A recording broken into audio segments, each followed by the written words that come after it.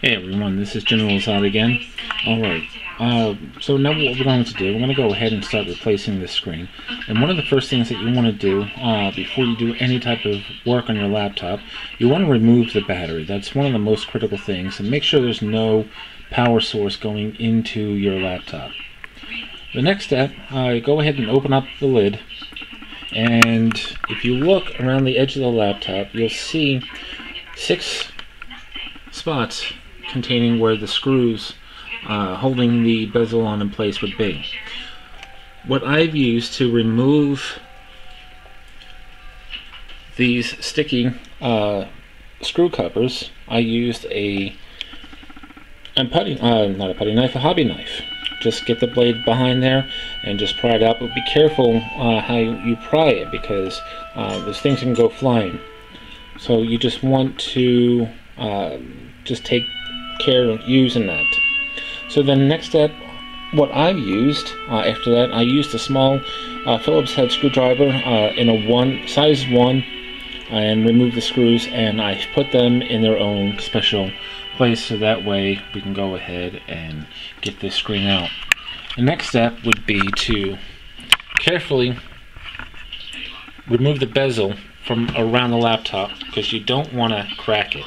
So I've already kind of got it started at the bottom, and just work your way up. Now what I've done already at the bottom, I always start at the bottom. At the bottom right, there is a small separation. You can get your tool in there and just start prying it away. Just slide up and start prying it away very carefully. And I'm sorry about the shakiness of the camera. I'm working without a tripod, and this is the best way I can do it. So, and as you can see, I'm wearing black latex gloves, so because I'm very anal about leaving any type of fingerprints or dust or anything like that, as it makes everything look messy. And those who have that same OCD will understand that. Now the bezel will pop away rather easily as you're working your way down. Just be careful though, as you don't want to break it. I'm sure you can, fix it or get a replacement, but no, I don't want to do that either. Alright, so running into where it's not popping off, so now I'm going to get under at the bottom. There we go. Popped off. Now what I'm doing is just setting that off to the side.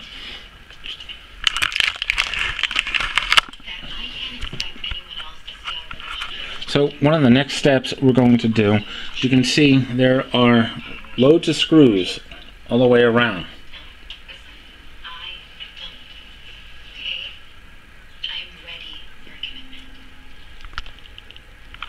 So the screws that we're going to remove would be here at the bottom, across this bar,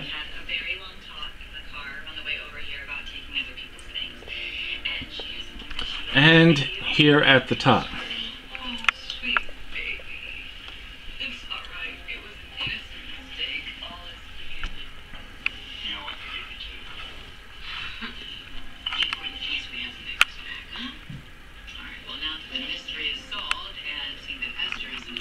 Alright, so what I'm going to go ahead and do is start taking these screws out, and I'm going to set them into their own cup. Okay, now I'm going to go ahead and start removing these screws. Again, I'm going to start here at the bottom. There are 8 screws in total.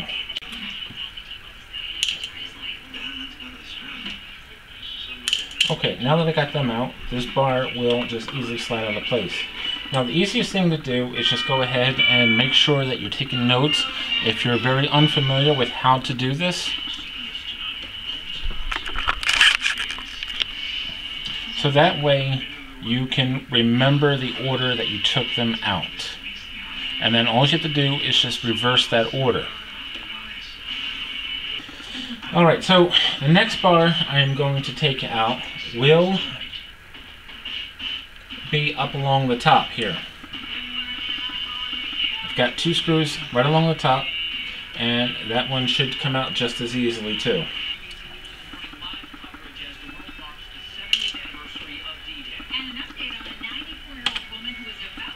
And as you can see, that bar just came out very simply. Alright, so now the next thing that we want to do is, there are more screws down near the bottom and the 2 corner plates. So we're going to remove those 4 screws. Then after that, this screen and the hinge should come off. But you want to be careful when you are removing the screws, because when you get down to the last screw, that hinge is going to fall backwards. It's not going to do any damage, but if you get anything on your desk, on your work area, you do want to be careful.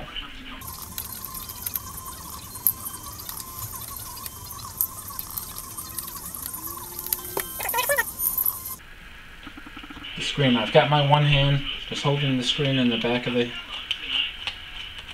back bezel, and it is actually falling away. So get that little screw out, and now this screen will just come out very simple, as you can see.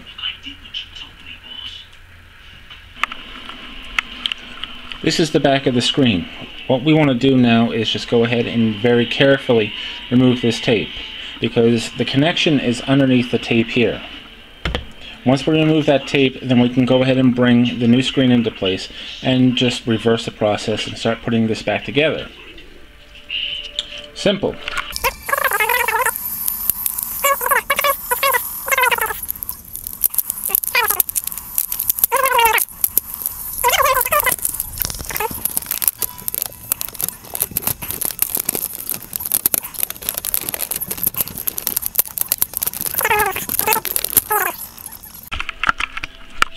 And this is the connection that will plug into your new screen.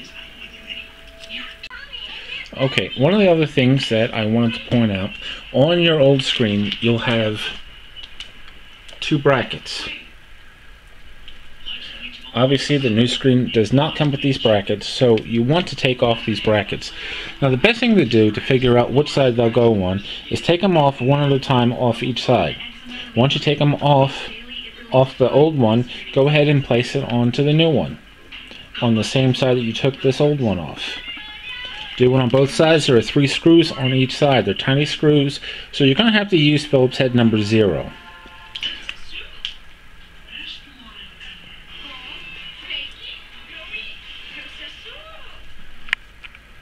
Once you go ahead and remove those and put the new brackets on, then you can slip the screen right back into place.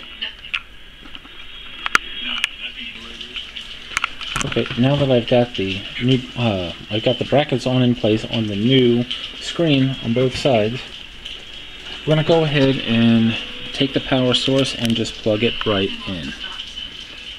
I'm going to fold back the tape and just lock it right into place.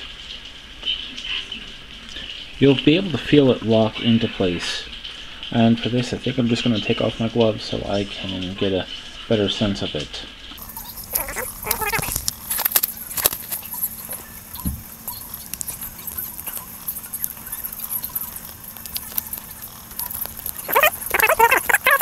That down very carefully, and I'm not touching anything else. After that pin is snapped into place, just flip the screen over and go ahead and just reverse the order in which you took the screen out. It's a rather simple process. It should only take you a few minutes to get all the screws back in place, just being careful not to drop the screws. Once you get it back into place, the bezel will snap into place, so you just put it in, snaps right into place, no problem. Put the screws in, covers back on, and then go ahead and power it up. If anything goes wrong and it doesn't power up, make sure to check your connections. Simple as that. This has been a General Zod production. Neil before Zod. Any questions, comments, feel free to go ahead and post. Thanks.